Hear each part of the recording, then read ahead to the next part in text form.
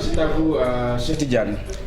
Bonjour à toi, cher Diop, bonjour aux téléspectateurs. Une inhumation dont la douleur et la consternation Sédhiou enterre ses fils dans un profond recueillement de résignation face à la volonté divine. Ce sont les victimes de l'accident de Fatick de Badiari en passant par Sédhiou, Bloc et Koussi. Le constat est le même. Nous y reviendrons certainement avant la fin de ce bulletin d'information avec Bakary Konté. Politique à présent, Yewwi Askan Wi, c'est la nouvelle coalition qui regroupe les leaders de l'opposition sénégalaise. Les 23 signataires s'engagent à faire bloc pour les élections locales, mais aussi superviser le processus électoral pour la présidentielle de 2024. Compte rendu signé Aminata Barresso et Mamadou Diop. Ils signent ainsi le pacte qui les unit. Ces leaders de partis politiques et mouvements décident de s'allier pour aller à l'assaut des élections locales prévues en 2022. Pour les élections locales, de présenter une liste unique dans chaque commune, ville et département du Sénégal pour les élections locales du 23 janvier 2022. Chaque parti ou mouvement signataire s'abstenant de présenter ou de soutenir une liste concurrente à celle de la coalition Yewwi Askan Wi. Pour l'élection présidentielle, de poursuivre cette collaboration jusqu'à l'élection présidentielle de 2024, notamment par la supervision de l'ensemble du processus électoral et par l'engagement de soutenir, le cas échéant, le candidat du parti ou mouvement membre de la coalition Yewwi Askan Wi qui serait qualifié pour le second tour. Yewwi Askan Wi, dénomination de la nouvelle coalition. À partir d'aujourd'hui, il n'y aura plus de Aïda Mbodj. Il n'y aura plus de Khalifa Ababacar Sall, ni du président Ousmane Sonko, ni de Bougane Gueye Dany. Quand le Coran, c'est beaucoup de mon mère, mon cher Tidiane Dieye, Girassi, Youm, il n'y aura plus tout cela. On va former un bloc. Et pour arriver à bout de leurs objectifs, les différents partis et mouvements politiques signataires sont tenus de respecter la charte qui les régit. De s'abstenir individuellement de tout compromis ou compromission politique avec le régime de Macky Sall. De s'abstenir individuellement de tout acte ou propos visant à jeter le discrédit sur la coalition ou de toute attaque contre un membre de la coalition. 23 signataires pour le moment composent la coalition Yewwi Askan Wi, une union en vue des élections municipales et départementales à venir, mais une vision unique pour superviser le processus électoral pour l'élection présidentielle en 2024.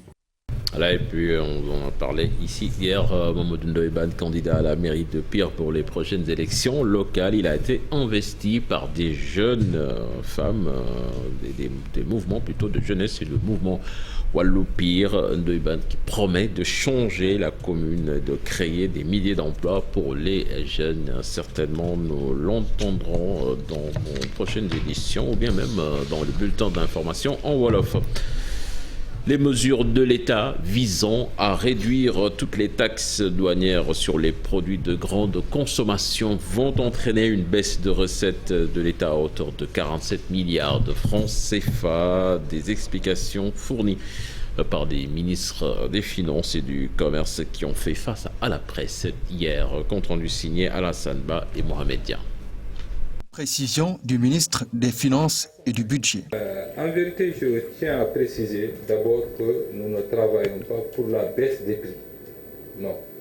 Nous travaillons, pour faire simple, sur le maintien des prix actuels. Ou en tout cas, faire de sorte que les prix n'augmentent pas. Si l'État n'avait pas pris toutes ces mesures, la hausse, le niveau de prix aurait aujourd'hui dépassé le niveau actuel.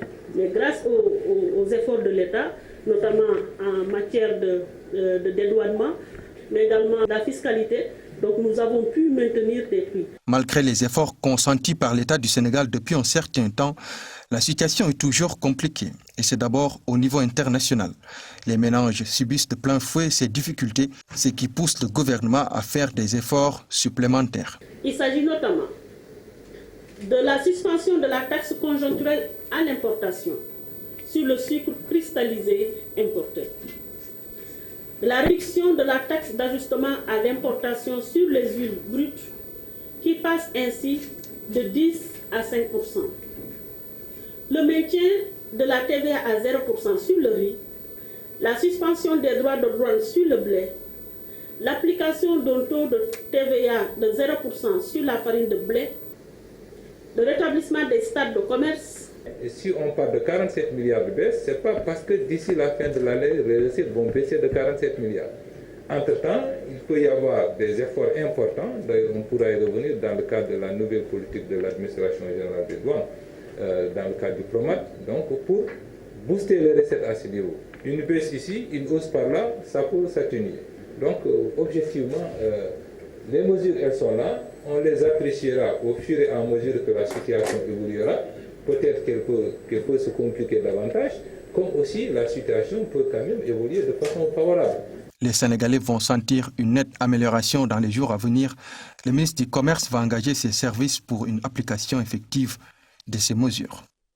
Le prélèvement de conformité fiscale n'est nullement en nouvel impôt plutôt. Il s'agit plutôt d'un outil mis en place par l'État pour pousser les importateurs à faire leur déclaration fiscale. C'est ce qu'a fait savoir le ministre des Finances, Abdoulaye Daouda Diallo. Ce dernier est aussi revenu sur le PROMAD, le programme de modernisation de l'administration des douanes. Nous l'écoutons au micro d'Alassane Ba et Mohamed Dia. D'abord le prélèvement de conformité fiscale. Il ne s'agit pas d'un nouvel impôt, il ne s'agit pas d'une nouvelle taxe, non, ça n'existe pas du tout. Il s'agit simplement d'une mesure que nous avons mise en place pour pousser justement donc les importateurs à aller faire leur déclaration au niveau de l'administration fiscale. Simplement. Un importateur qui vient donc au niveau du port ou de l'aéroport, on lui demandera est-ce qu'il est connu, oui ou non, des impôts. S'il est connu des impôts, il va donner donc la justification, auquel cas il ne paye rien. Maintenant, s'il n'est pas connu des impôts, on lui donne 2 jours pour aller justement régulariser sa situation au niveau de l'administration fiscale. Donc, ce n'est pas un nouvel impôt.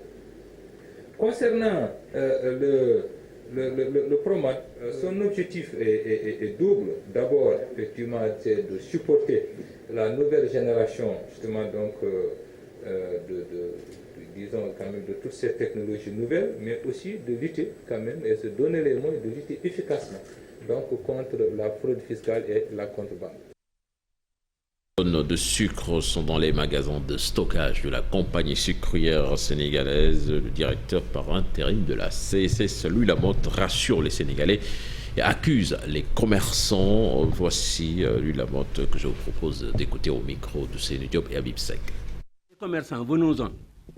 Ils ont décroché des DIPA après avoir pris en otage et l'État et les consommateurs. On leur a délivré des DIPA. Les quantités, on ne peut même pas dire combien.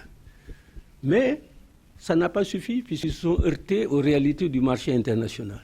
Et ils reviennent encore remettre la pression sur les consommateurs cette fois-ci en exigeant de l'État qu'il puisse ou augmenter les prix ou suspendre des taxes.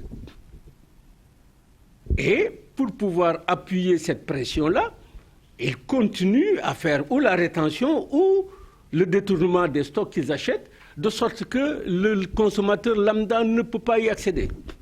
Et ils y gagnent doublement. C'est un moyen de pression, mais c'est également un moyen de surenchère sur les prix. Je suis navré de constater que les Sénégalais en arrivent à acheter le kilo de sucre à 700 francs, là où il est vendu ici à 530 francs. Ce n'est pas patriotique. Ce n'est pas patriotique. Et ils en sont là. Vous le disiez tout à l'heure, Mamadou Ndoye Bane, candidat à la mairie de Pire pour les prochaines élections locales. Il a été investi par des jeunes femmes, des mouvements de jeunesse et le mouvement Wallo-Pire de Bane qui promet de changer la commune et de créer des milliers d'emplois pour les jeunes. Je vous propose d'écouter des propos recueillis par Charanta Diop et Seyla Tire. Oui, nous avons entendu vos appels. Oui, nous avons reçu vos messages. Oui, nous avons écouté vos messages vocaux. Oui, nous avons reçu vos nombreuses invitations me demandant d'être candidat. j'accepte de répondre positivement à l'appel des populations de Pire.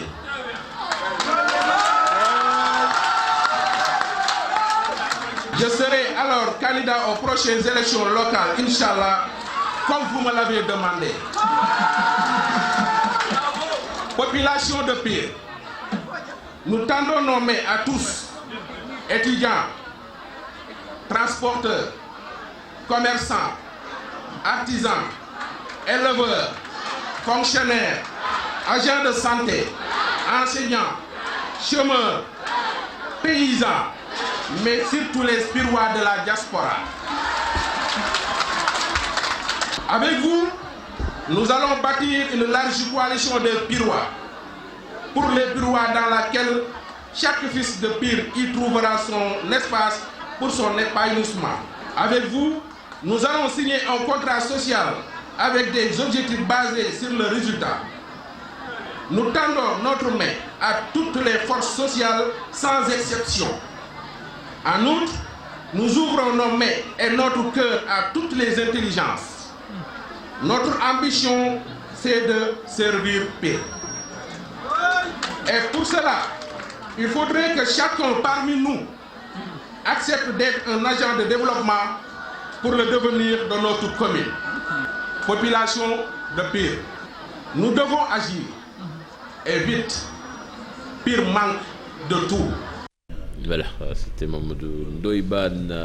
Je vous l'annonçais également en début de bulletin d'information. Cette triste nouvelle, les victimes de l'accident de Fatick. L'inhumation a eu lieu hier dans la douleur et la consternation. Sédhiou donc qui enterre ses fils dans un profond recueillement et de résignation face à la volonté divine de Badiari, en passant par Sédhiou, Bloc et Koussi. Le constat est le même. Bakary Konté Khalidjamé. Et la consternation à Sédhiou, le jeune Hassan Kouragei et le jeune soldat Ibrahima Keita ont été tous inhumés à Sédhiou. La commune de Koussi a aussi perdu 2 de ses fils, Lamine Dramé et le doyen John Correa, directeur d'école à la retraite après 38 ans de service. Moi qui suis son jeune frère, le cadet de la famille, je pensais connaître l'homme. Je pensais connaître l'homme, le mieux. Je pensais être le mieux à connaître cet homme. Mais aujourd'hui, je me suis rendu compte que je me suis trompé. Je m'étais trompé, franchement. J'ai rencontré des gens qui ne se nomment pas Kao, qui ne sont pas de Ngalpanti, qui connaissent mieux le doyen Correa. Et je leur remercie de tous leurs témoignages. Tout se conjugue en un seul point. Ils ont résumé en une fraction de temps ce que c'est que vraiment le doyen Correa. Tout un chacun qui l'a côtoyé, et sait les vertus de ce monsieur-là. Humble, courtois, il est tout. Il est tout pour ne pas trop exagérer. C'est une grande perte pour la région, et une grande perte pour les 2 communes de Koussi. Correa, c'est un pédagogue qui est parti. Un rassembleur. Des personnes de bonne volonté et le ministre de la Culture et de la Communication, Abdoulaye Diop, ont facilité l'évacuation des corps dans leurs localités respectives et la prise en charge des blessés. Voilà, merci à vous Bakary Konté, Khalidjamé, cher Diop. C'était là l'essentiel de la première tasse actu de ce matin. Merci également à vous, cher Tidiane. Il est avec nous sur le plateau. Bonjour Mortala. Bonjour bonjour cher Tidiane. Chérif, bonjour à nos chers téléspectateurs. Vous êtes d'attaque. D'attaque, oui, pour terminer la semaine, cher. C'est parti. Non, il est mort. Ah bon? Non, ça ne m'intéresse pas. Ah bon? Je suis plus intéressé par le rôle de vigie. Il ne faut pas que tous les journalistes fassent de la politique. On est des journalistes, voilà, la passion reste notre passion. Ça reste notre passion. Donc voilà, restons journalistes. Le monsieur qui est à côté de toi l'envisage sérieusement. Maître de Djolof. Je l'interdirai. Il va bientôt commencer. De toute façon, si je déciderais de le faire, bon, je ne serai pas sur le plateau, je vais démissionner et faire ça. Je ferai mon choix. Quand même. Pas d'ambiguïté. Pour respecter la charte de Munich des journalistes. Merci beaucoup à Mortala. Donc il est exactement 6h52. Bon Juma à toutes et à tous. Tout de suite la revue des titres avec Mortala Gaye.